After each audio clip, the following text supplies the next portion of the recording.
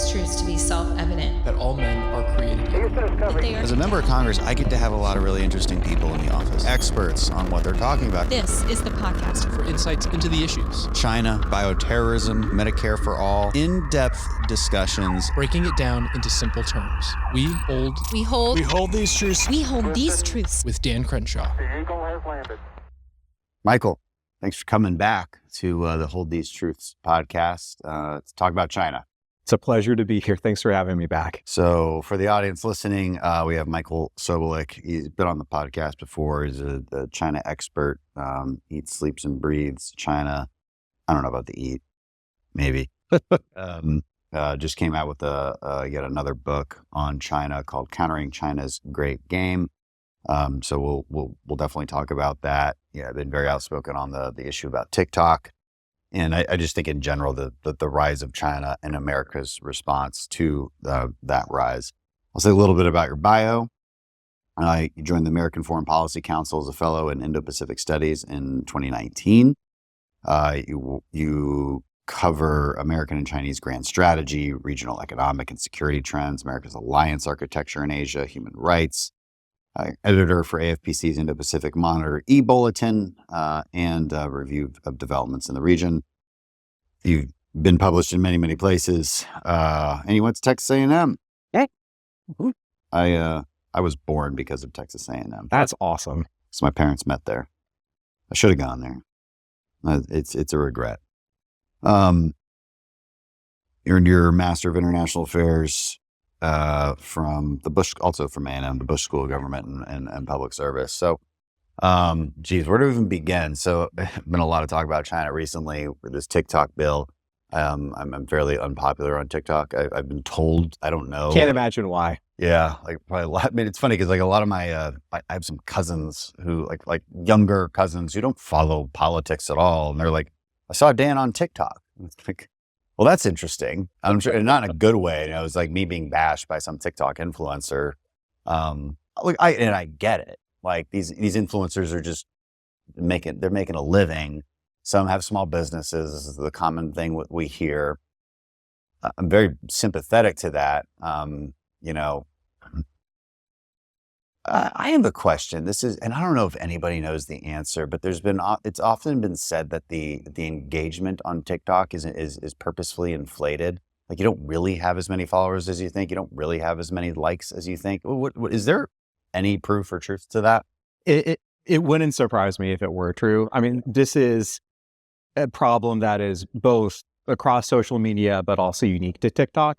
So in Twitter or X, at least. Right. That was Elon Musk's question to Twitter. Like, he didn't want to buy it anymore because, I don't really know how that works, how he was forced to eventually buy it. Worst decision ever, in my opinion. If I had $42 billion, I wouldn't buy Twitter. Like it would be the last thing in the world. Anyway, let's not talk about Twitter. Yeah. Or X. You see, we don't know. We don't know the answer to that question, but for certain. But given Chinese practices, just in general, it's like, and their affinity for dumping and other I guess illegal or unethical trade practices, it wouldn't surprise me that it's like, let's subsidize this program with extra followers and make people think it's better than it is. Sure. I actually had this exact conversation with someone last week, and I think the way to think about it is there may very well be bots on TikTok. Of course, there's bots everywhere. For sure. The really concerning reality though, is the amount of Americans, like actual American citizens that spend an inordinate amount of time on this Chinese Communist Party controlled app. And I think that is the unique threat that TikTok poses. It is the most powerful asymmetric weapon in the hands of our I would love app. that. I would love to have the same thing in Iran or Venezuela or Cuba or China, like just a thing that everyone's addicted to watching that I can control. Yes, amazing. That's an amazing strategic benefit to me as an American, and they have it.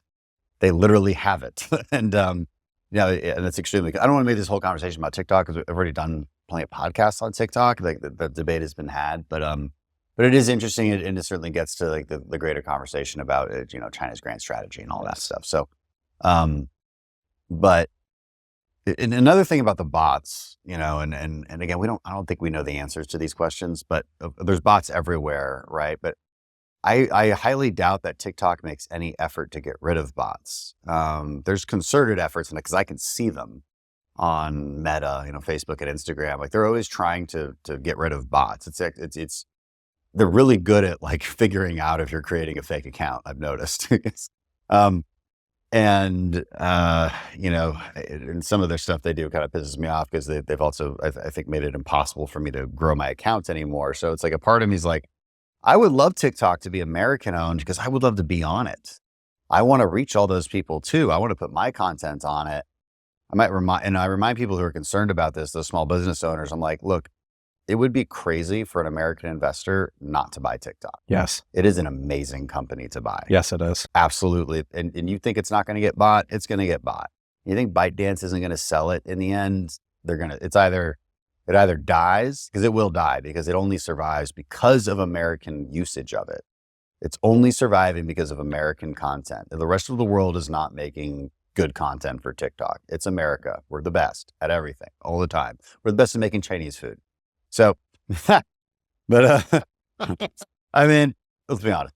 So, like it'll get bought, and then I can be on TikTok, and you can be on TikTok, and it'll be great. And I'm excited for that time. But until then, where is that bill in the Senate? We were just talking about this offline. I'm a little immersed in what we're dealing with here in FISA. We should talk about FISA at some point too, because and how that relates to China. But on the politics of the TikTok bill, what are your thoughts in the Senate? So depending on the day of the week, you have Punchbowl and Politico getting different scoops with different impressions of one senator in particular. That's Maria Cantwell from Washington. Maria Cantwell, as some of your viewers will know, is the chairman of the Commerce Committee in the Senate, with the Committee of Jurisdiction. Maybe like 3 of my viewers know that. Because I didn't know that. Now everyone who's watching knows it. Ted Cruz is the ranking member. He is my old He's boss, supportive Ted of Cruz, it? Yeah. He's supportive in principle of the bill. He's supportive in principle of the bill. He's going to be okay. Yeah. Yeah. He's usually pretty good on like this kind of stuff. Oh, he is strong on China. Yeah. When I worked for him, he was one of the best members in the entire Senate and House on China. Well, the question is, and I appreciate his consistency on it. Yes. And, he voted for Ukraine aid too. And you wouldn't think so, given kind of He did. And, yes, he did.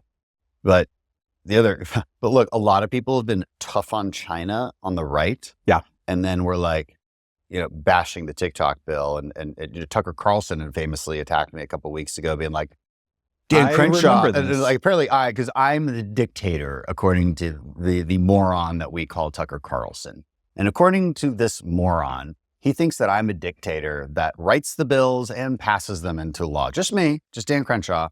And that I apparently gave Biden the ability to just the complete authority to do away with any news agency he disagrees with. That was literally the words that came out of Tucker Carlson's mouth. Now, I understand, Tucker, you don't have your fucking army of production assistants that you used to at Fox News to tell you, that's not true. Now you're just in a little cave in Maine doing your little stupid Twitter show. I understand you can't do basic research, but that bill he's referring to, by the way, was, I believe, the Restrict Act. Am I getting that right? Oh, that was like the Restrict Act from last year. Like a long one. It would never even saw the light of day because it indeed did go way too far. It was sloppily. It was a very bad bill, and it would have done, actually, I think maybe to an extent what Tucker claimed. But it's like, worst journalists ever. Do your research. Sorry, I just like to get hits in on Tucker every once in a while because I think he's an asshole. I am no fan of Tucker Carlson for many of the reasons you just mentioned. I think that he does our adversaries a favor. That's a light way of putting it. Defend our adversaries at all costs, attack our allies. Attack Israel, defend Hamas, defend China, defend Russia. Like, look at this great grocery store in Russia. Like, what the fuck are you doing? That was disappointing for an American to be the PR campaign for the Kremlin. But the bill in question, this is the thing that frustrates me to no end with most of the opponents on the TikTok bill. Their criticisms of the bill have no basis in the actual text of the bill. And I know That's you crazy. know this I because just can't believe that would happen in Who Congress. knew? Who knew? You know this. You were involved in the drafting and the marking up of this bill. But as someone on the outside who's been watching this and following this very closely, the concerns about either overstep or First Amendment concerns or going after TikTok in a punitive bill of attainder kind of way, none of these things have any actual legal standing or textual standing when you take the time to, read the bill and do your homework. And this bill was written so tightly in concert with Republicans and Democrats and the Biden administration. How often does that happen? Yeah. It's really remarkable. It passed the House in 8 days or something. Yeah. So I think it was a unanimous from our committee. It was 50-0, I think. It was completely unanimous. I watched that markup. It was incredible. And that also rarely happens. The Senate, a lot of it will come down to Maria Cantwell. She has What's her deal with it? So she has 3 former senior staff who now lobby for TikTok. Well, that's fucked up. It's a problem. I'm allowed to curse on my own podcast. You can too. Thank you for the freedom. It's a problem, to put it mildly. And she also, so the one ray of sunshine, which is a good thing. She had a terrible piece of legislation that she's been shopping for a year called the GUARD Act. Never introduced it, never got another Republican to co-sponsor it. I read a draft version. And it's to grind or something. She did up until recently. If you believe Politico's reporting today, she's backing off of it and she's actually focusing on the House bill now. Okay. To be determined how that goes. That happens a lot. I mean, our tax bill that we passed, again, huge bipartisan support. I think it's the same thing. It's I don't know, I'm sure you're not as familiar with the tax bill, but no. It's a good bill. It's just, it gives small businesses some great breaks. It's good for Americans. And amazingly, Democrats agreed to it. But it's the same dynamics. It's the senators are we were kept out of the loop. It's what? It's the same conversation constantly. So then are you optimistic then that Cantwell gets out of the way here and we can pass this in the Senate? I am around 60-40 or 65-35 that something's going to pass. What that something will be is the real question. So they're going to change it and then we have to vote on it again? I expect that'll happen. Yeah, I expect the Senate's going to make some changes. Politico talked about 4 changes in recent reporting. One was extending the divestment timeline. Another was inserting congressional review. Yeah, what is it now, 6 months? 6 months, yeah. Making that a little longer. Okay. Another proposed change was to give Congress an opportunity to nix a presidential decision to designate a new app as foreign adversary controlled. Give Congress the opportunity to undo what a president's about to do. I could live with those changes. I personally think that's not a bad change at all. Yeah. So there were 2 other concerns, though, that could be a problem. One was the going after TikTok specifically in the bill, and the other were First Amendment concerns from Cantwell. Those 2 could turn into issues, but hopefully they won't. Yeah, but I mean, the First Amendment concerns, that's why this took so long. People keep asking me, why did this take so long? We did this amazing hearing. We had the CEO of TikTok in front of the E&C committee, and it was awesome. Just destroyed the guy. And we exposed all of the lies about TikTok and we exposed exactly how the Chinese Communist Party can control it. And so there was a lot of questions okay, shouldn't this be the time to introduce legislation? But the reality is it's complicated.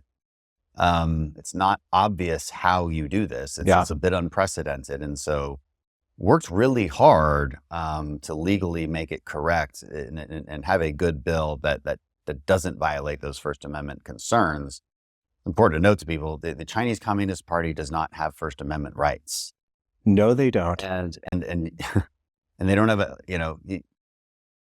it's funny because I think a lot of the same people are stop letting them buy Chinese, stop letting China buy farmland or houses. It's well, what's the difference? You can't be for that, but against this.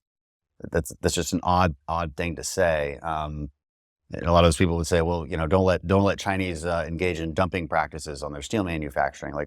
well, don't they have a First Amendment right to sell things? I mean, it's the same logic. Like it's a conceptually, it just doesn't quite make sense to me. Yeah. And so I think this bill was written well. So let's hope it passes. And even with those changes, I think that would be perfectly fine.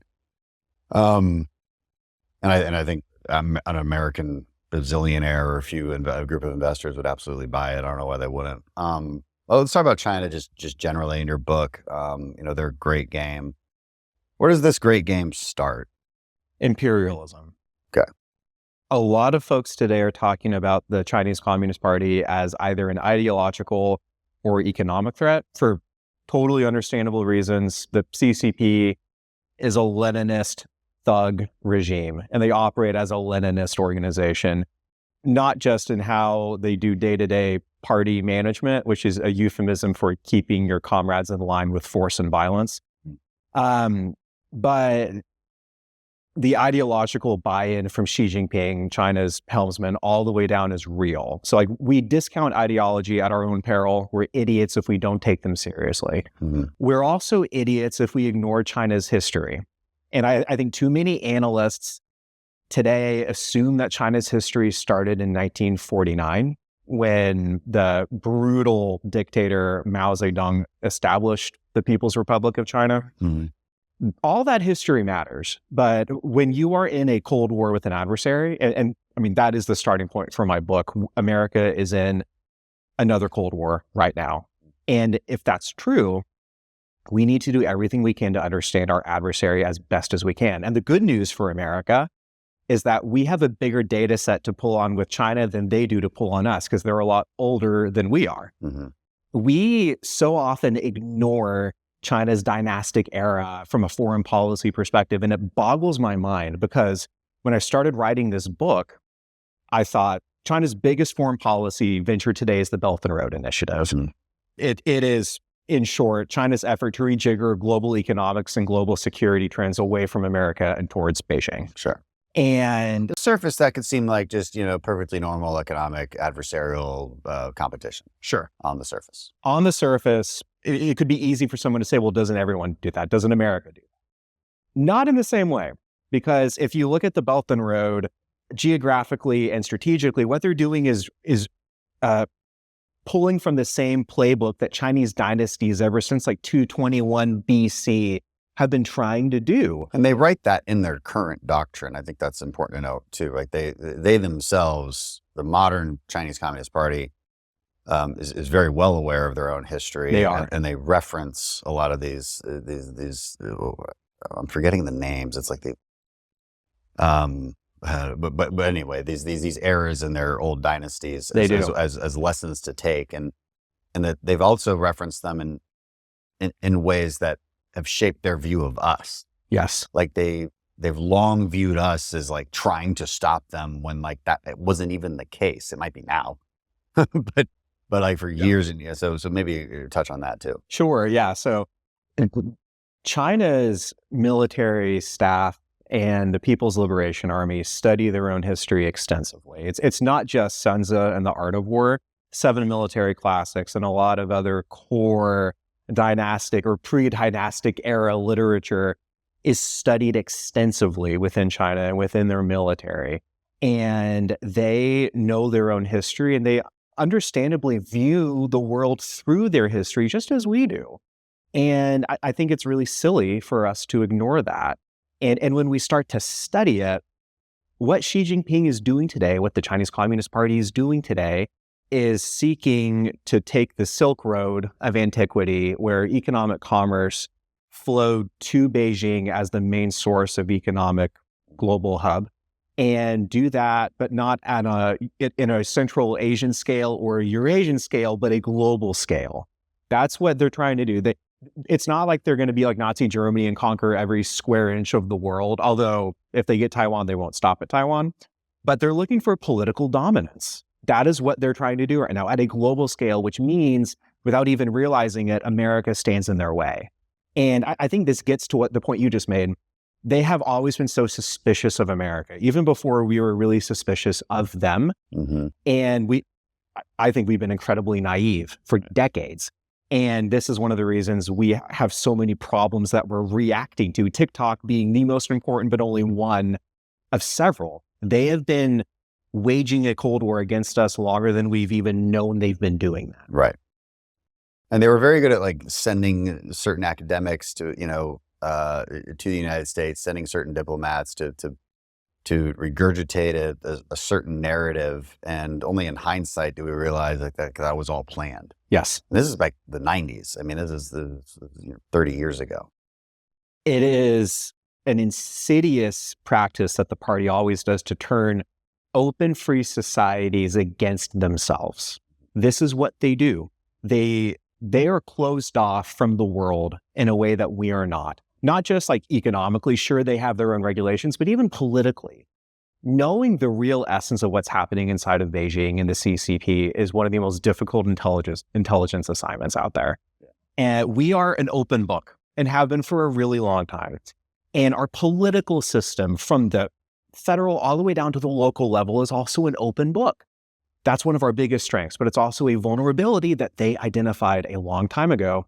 And they are in the process of turning that freedom against Americans. And one of the ways they do that, which you just said, is using Americans as the mouthpiece for their own PR, for their own rhetoric and their own vision. That's why TikTok is a problem. That is why their infiltration of our universities with Confucius Institutes and other problem sets is an enormous issue.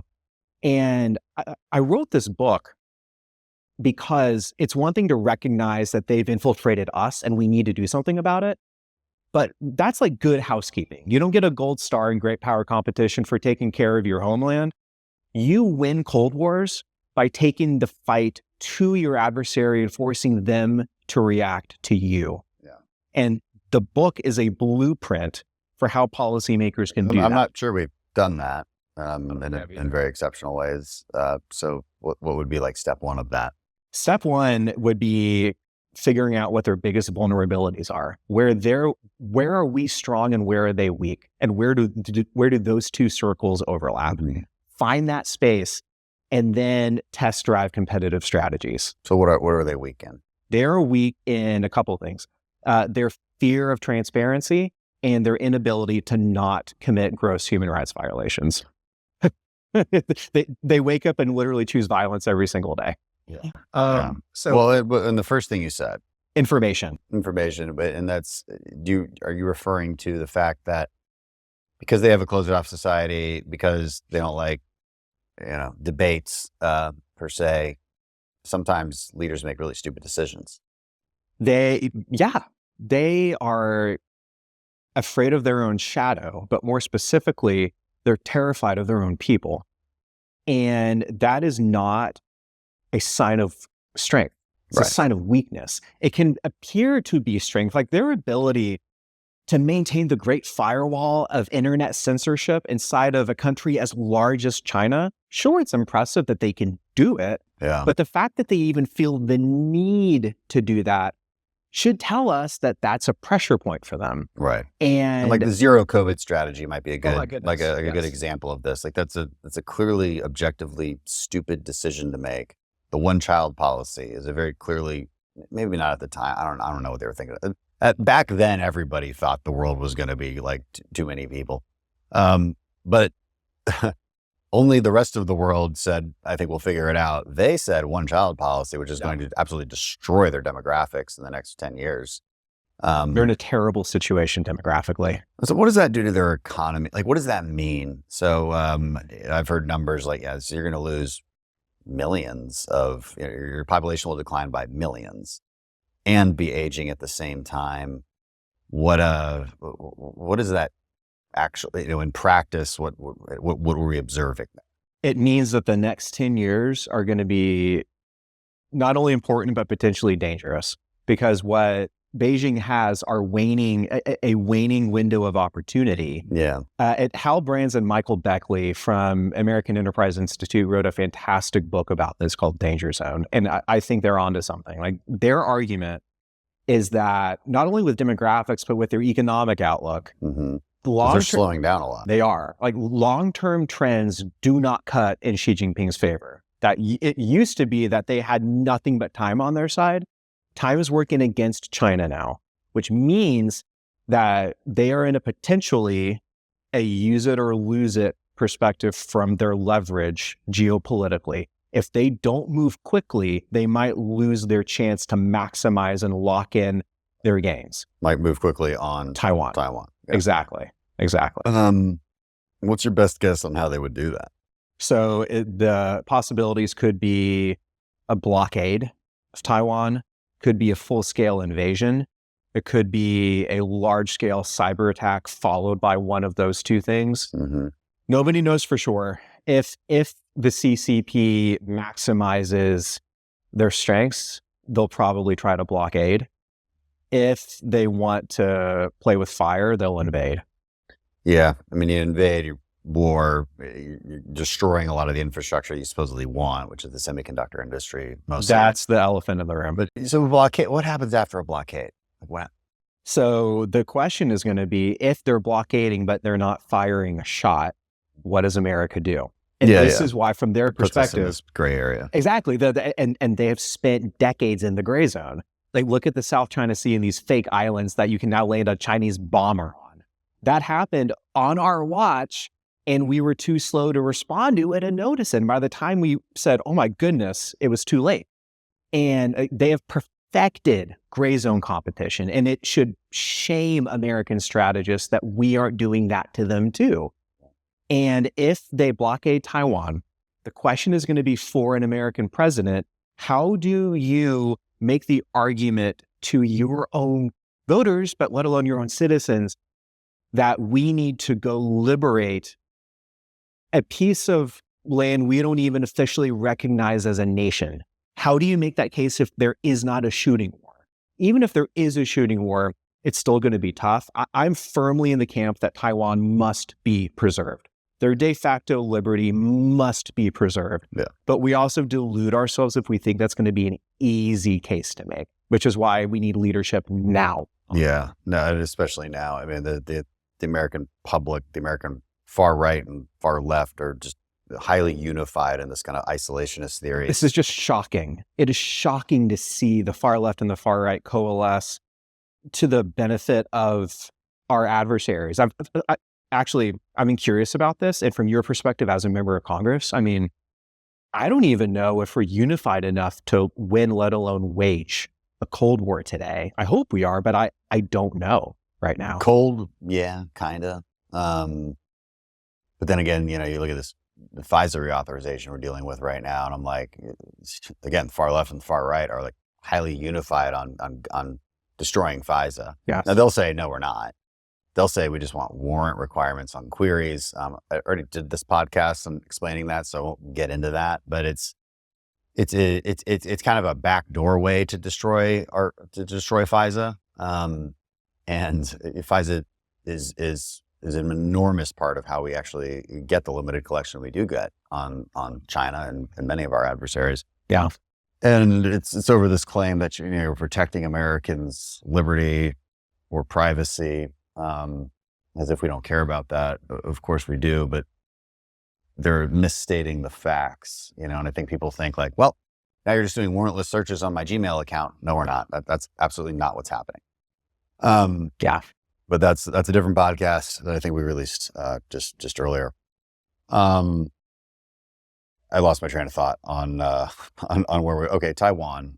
So they set up an embargo or it's called a maritime embargo.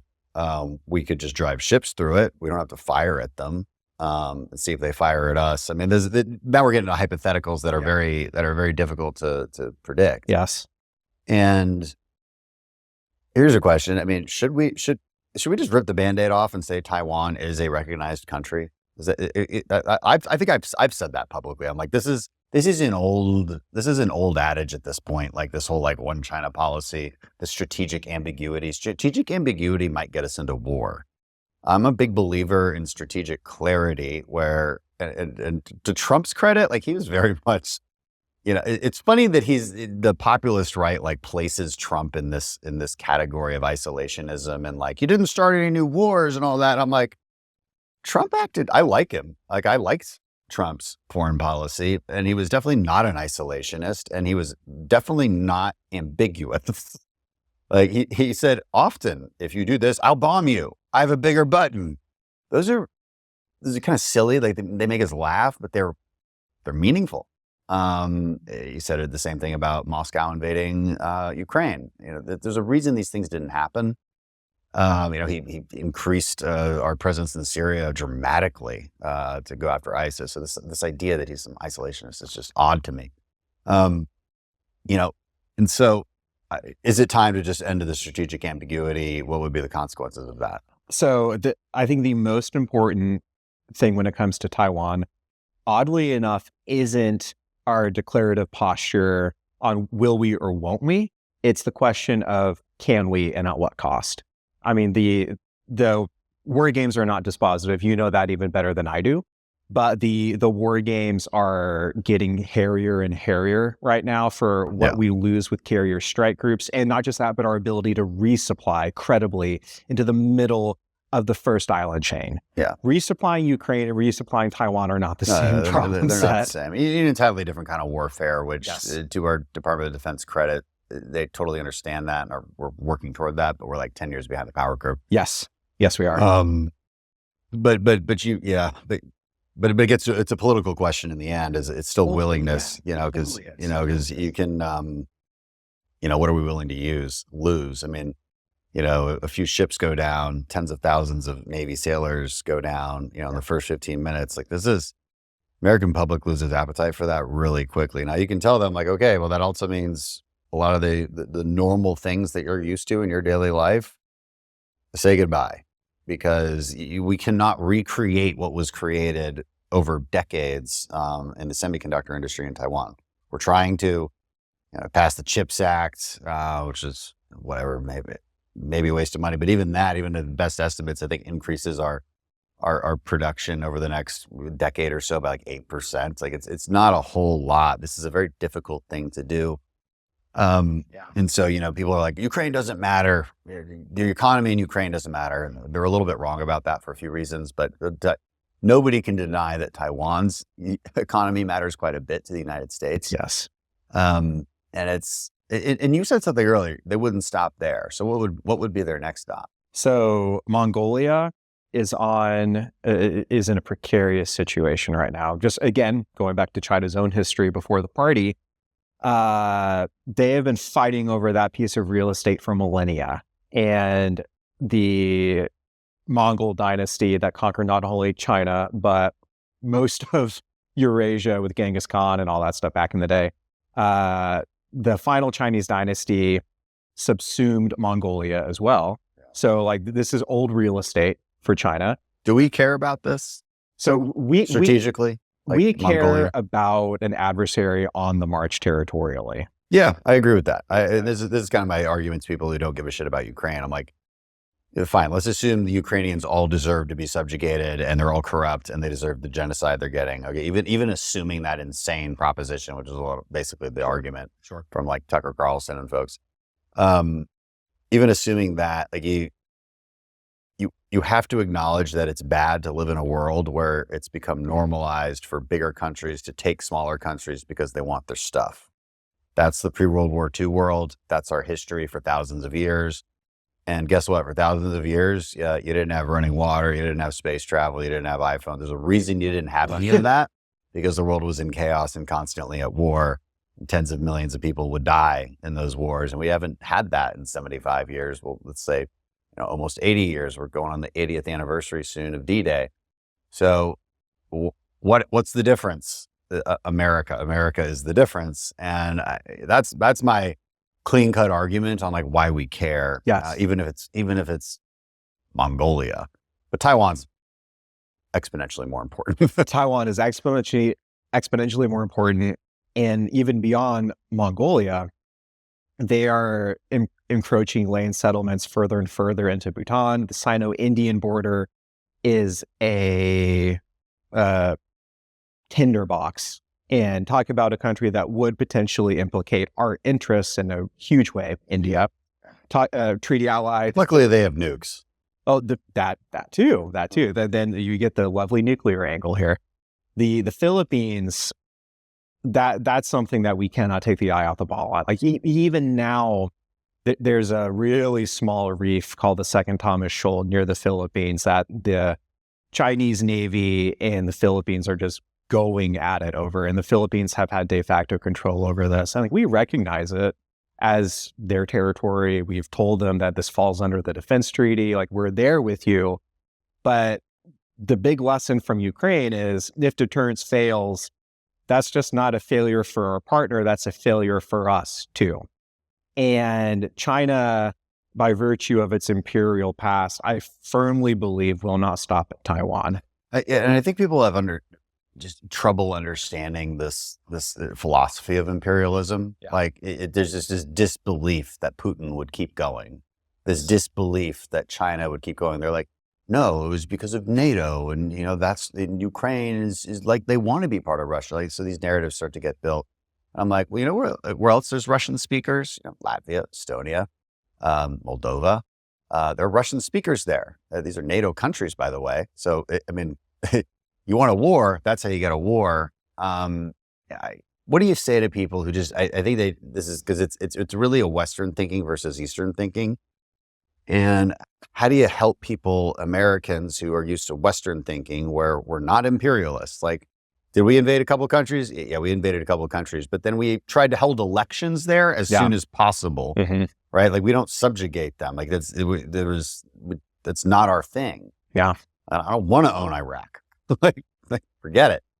I do think Texas should invade Oklahoma, but we can talk about that. I bet your Oklahoma colleagues love that. I've talked to them about it. I've offered them positions in my new government. But just kidding, Oklahoma listeners, we love you. How do you help people understand that? Because it doesn't make sense to Westerners. It doesn't even make sense to me, because I'm like, what's the point exactly? Now, I guess the point for China, though, is they don't have natural resources the way we do. Like, maybe we should speak to that a little bit. So that's certainly part of it. They're trying to scoop up the market corner for these natural resources and rare earth minerals wherever they can, geopolitically primarily. But with this focus on land acquisition, territorial acquisition, I think this is something that America has such a hard time understanding, because our frontiers and our borders have been so stable for so long. Mm-hmm. We grew as a country in the 19th century, a bit in the 20th with Alaska, Hawaii, and all that. But Americans today have grown up in a nation where we are secure in our own borders, not just from a security perspective of like, we desire more territory. We haven't desired more territory in I don't know how long. No. We don't have no need for it at all. Exactly. None. I'm sure, like, there was that one episode where Trump talked about Greenland. That was interesting, but that was also kind of a sideshow, right? Like, it wasn't a crazy idea. It was just like, let's buy it. Exactly. Like, it was not he was made fun of so much, but like I even thought it was funny. But then I heard from they got some, I forget the exact details, but serious people were like, it's not a bad idea. Like, I didn't even realize like Denmark owns Greenland. Like, yeah, who knew? Let's just buy it from them. Like, yeah, we could have this. Like, I love it. I love it. Like Trump thinks outside the box. You gotta love it. Yes. I mean, the Chinese Communist Party face a daily problem, which is, from their perspective, China is ununified. And they view Taiwan as a renegade province. So obviously we would disagree with that strongly. Right. But from their perspective, their own sovereignty is rent asunder. What's their best argument that Taiwan is theirs? They would go back to the Qing dynasty, the final dynasty that's like mid 1800s to early 1900s. Okay. It collapsed in 1912-80. But it was, oh gosh, the Qing dynasty, if you talk about the whole totality, a good few hundred years.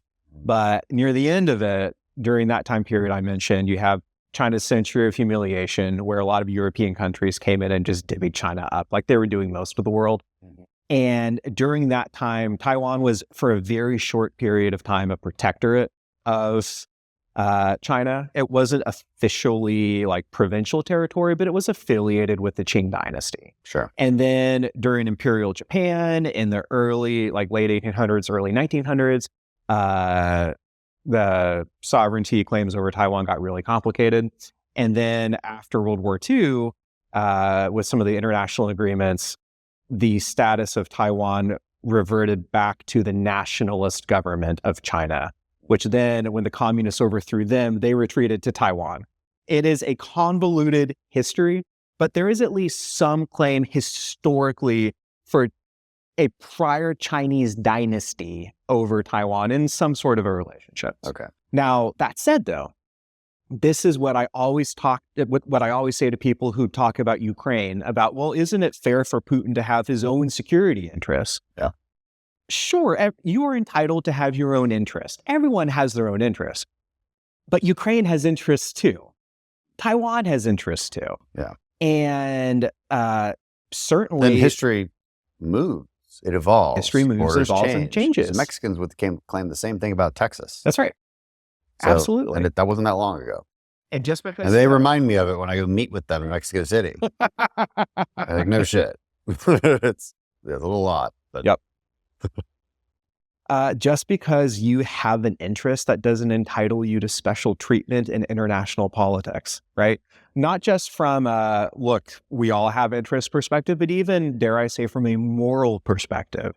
China says every single day that they respect the sovereignty of every single nation. They don't view Taiwan as it's a just nation. not a nation, yeah. Exactly. So that's how they can rationalize it. But the real reason they're so threatened is not just because of the sovereignty issue. Taiwan is a Chinese democracy.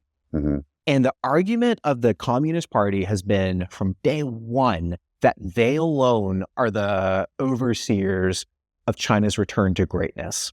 But if you look at Taiwan, like I've been there, like it is, you feel the electricity in the air in a way that as an American, it feels so familiar. And then when you go to the PRC, it's culturally very similar historically, but you always sense the hammer in the sky that can come down and smack anyone at a moment's notice. Like it is night and day right next to each other. And it is an ideological threat to the CCP's legitimacy. Right. This is how they saw Hong Kong too. I mean, that didn't go well. I don't even know what if we tried to make it to have a different outcome there. But obviously Hong Kong was similar to what you're describing, this sort of this kind of westernized, wonderful, free place.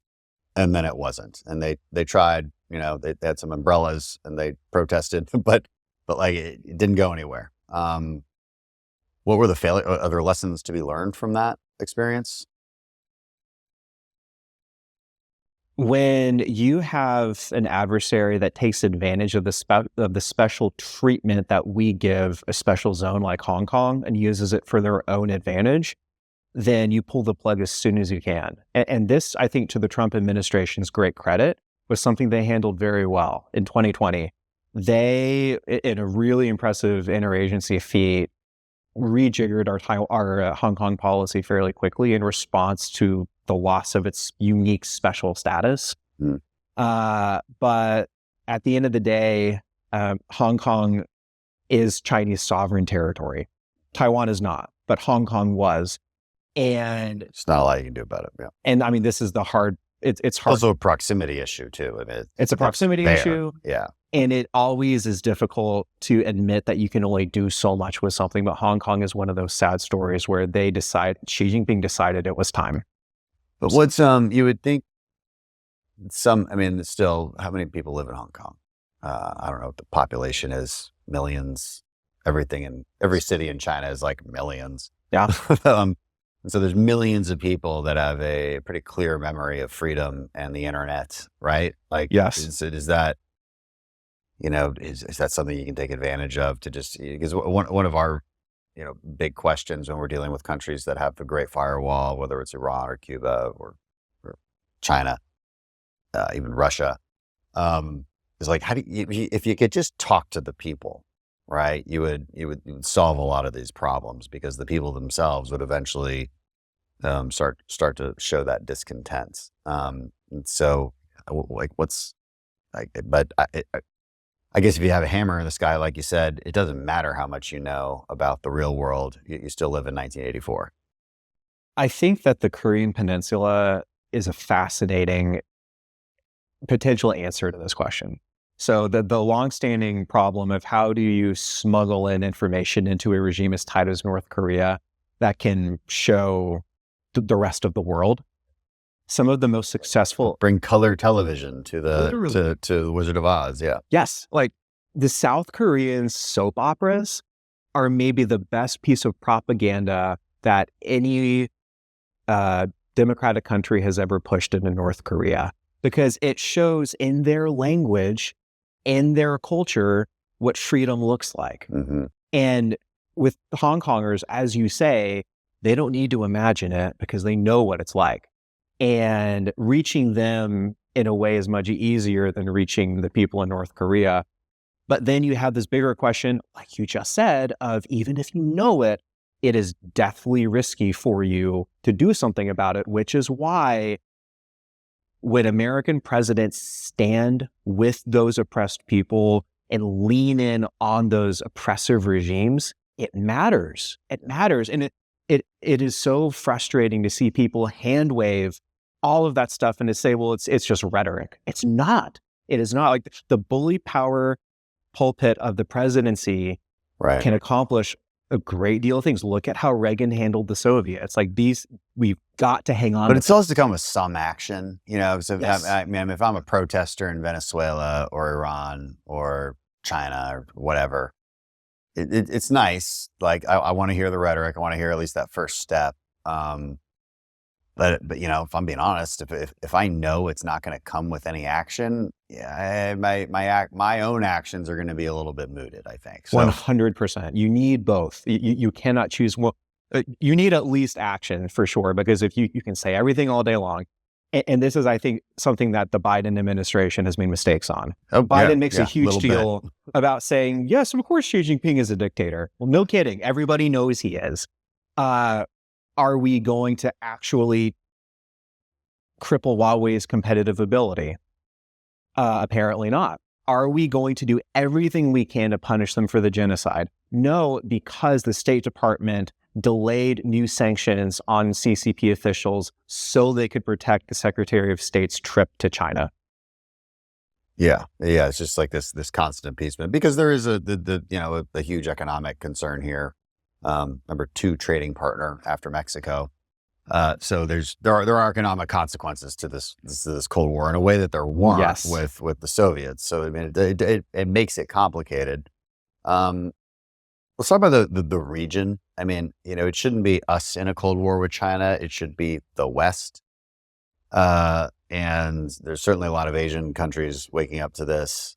What's the latest on that? You know, Japan, South Korea, Australia, India.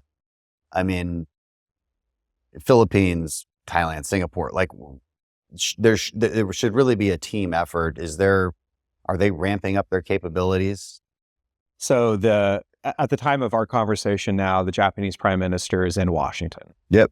He just did his address. That's Yep. right. That's right. And he said something that I think was awesome. He said, I've noticed that more and more Americans are unsure about their role in the world. But he basically said in so many words, we are here with you to stand for liberty, not just for our 2 nations, but across the whole world. Like, if we get ourselves in the game, our allies and partners who mean the most strategically are there. The demand for American leadership is huge right now. And some people view this as a chicken or egg thing. Do you get strong multilateral cooperation that then leads to huge things, or do you need American leadership first and then the rest will follow? There's no one right answer, but I think a few truisms are things we can fall back on. The world right now is stable when America is strong. This is the system we have had ever since World War II. And if we limit our leadership in the long run because we're afraid of inordinately angering the Chinese Communist Party, We cannot wait for our weaker and less wealthy partners to do the work for us. In many cases, they are waiting. And the potential is there. Like, I'm a huge critic of the Biden administration on most things, but I will give them credit for AUKUS. I will give them credit for making the Quad stronger. The Japanese, the Indians, the Australians, and the Americans are doing more together today strategically than we were a few years ago. If we can get nuclear-powered subs to Australia sooner rather than later with the help of the Brits, maybe even the Japanese, that's great. That was my question on the Japanese, because Australia is in that direction. Yeah. Obviously, they're building nuke subs, but the Japanese have this kind of like the Germans, right? Because of this whole history thing of World War II. They've really tamped down their military capabilities, but that's changing, right? I mean, are they pushing towards a better defense, better offense, better capabilities? It's taken a long time to get to this point, but yes. And you better believe that the People's Liberation Army is noticing. This is one of the things that could really turn the tide strategically. Like when they get in the game in a way that they have not been in for a long time. Yeah. Yes, America needs to lead, but the strongest partners that we also need with us are the ones that are also the most threatened. And they're on the doorstep. Yeah. This is actually one of the best trends we have going for us right now. Yeah. South Korea, I was in South Korea in 2022 on a delegation, and they had a lot to say to us. They are still miffed that we didn't have their backs better than we did in 2017 over the missile defense stuff. They, at the time, were really skittish and weren't really sure if we would follow through with protecting them with our nukes if we needed to. Now, since then, with the Washington Declaration between the Biden administration and President Yoon in South Korea, at least for now, we seem to be doing better. But when I was there recently, like, they needed reassurance. Yeah, and my question is more, okay, so, needing our reassurance is one thing, but, if I'm in their shoes, wouldn't you want to increase your capabilities massively with or without America, just as a self-preservation issue? In the abstract, one would think, and this is a debate that we have all the time with Taiwan. Why don't they do more than they're doing, right? And we have our own version of silly season, as you know all too well, in Washington with our domestic politics. Yeah. So does everyone else, sadly. Yeah. That's for sure true. We're running out of time, so we got to step one of how to counter China. We'll maybe summarize the rest of the steps. I mean, how should we be thinking of, maybe especially on the economic front, because that's a really difficult one. Yeah. They've got a Belt and Road Initiative, and they heavily subsidize it. Now, is that a house of cards? Yeah, kind of. I'm not sure how that financing lasts forever. It's not, the math doesn't work, but needless to say, and we can't compete with it. We'll never be able to out-bribe China, but what could we be doing better? Especially in some of these, I think especially in the Western Hemisphere, which is our backyard, which they're constantly trying to make inroads in. Take their state-owned enterprises out of the game. How do you do that? One way we can do it, we did this successfully. Oftentimes, the Belt and Road is connected to corrupt activity. And if you are a foreign company that's controlled by a foreign government, and you are either doing bribes or kickbacks or whatever, we have the ability, not only with the Foreign Corrupt Practices Act, but with global Magnitsky sanctions, to target you in a way that could potentially put you on your heels. We did this in Southeast Asia not that long ago, in like 2020 or 2021. We went after one of the biggest Chinese state-owned enterprises that had links to triad gang members all throughout Southeast Asia and the Pacific Islands. And not only did we do it ourselves, we worked with the Malaysians to kick this out of their country. Yeah. We can do this if, again, we are willing to make an example of very wealthy and very powerful Chinese state-owned enterprises. And you only get to that point at a broad scale if you accept the fact that we're in a Cold War. If you think we can cooperate over here and then compete over here, you're probably not going to rock the boat that much. So we've got to get our focus right to do it. And this administration hasn't hasn't been willing to do that. Hasn't been willing to take those. Only on the margins. Only on the margins. We've got to make this the centerpiece of our policy. Well, what's their best argument for not doing it, for that inaction? That Like if you steel man their position, I'm just kind of like, we have to be more careful here. Sure. So like that, I think the president and some of his advisors really believe that the biggest threat to Americans in the 21st century don't come from nation states, but come from transnational issues like climate change or global issues like proliferation. Which, by the way, also comes from China. biggest emitter, biggest emitter. So, I mean, if your starting point is that global problems define international security, then you need global solutions. And I think they view China not because they necessarily want to, but their framework doesn't allow them to see China as anything other than a necessary partner to fix global problems. Their framework is what it is. And I view the framework as like, most of them like are not malicious. I just think they're misguided with how they view the way the world works. And if that's your starting point, you're going to get to a weird conclusion. And that's sadly where they are. Yeah. That makes sense. That's interesting and disappointing. Well, we've reached our time. Any last concluding thoughts on China or anything else? I think it's going to be increasingly expensive for Americans to remain free. And if we don't accept that now, it's going to get increasingly dangerous. We have got to make the sacrifices now to win a Cold War with China. Yeah. And the sacrifices are not that high. You said something that the Japanese prime minister said about that we maintain liberty and stability for the world. And I thought immediately of the response of kind of a typical American. Well, what do I care about the world? I care about stability here, America first. And I've gone out of breath reminding everyone that the stability of the world is linked to your stability. That's how the world works. I cannot emphasize that enough. You don't live in the 1500s. Honestly, even back then, it was pretty well connected. Like, you got to go back really far to actually argue that, it actually doesn't matter what happens 100 miles away. It matters what happens everywhere because, I remind people that the war in Ukraine, that's a 9-hour, 10-hour flight. That's next door. Everything is next door to you at this point. That's right. And everything you have is part of some very complex global supply chain that actually took decades to metastasize. And it doesn't just, it has a lot of points of failure. Then if you screw with one, it all just falls apart. And your way of life is very, very different. Yes.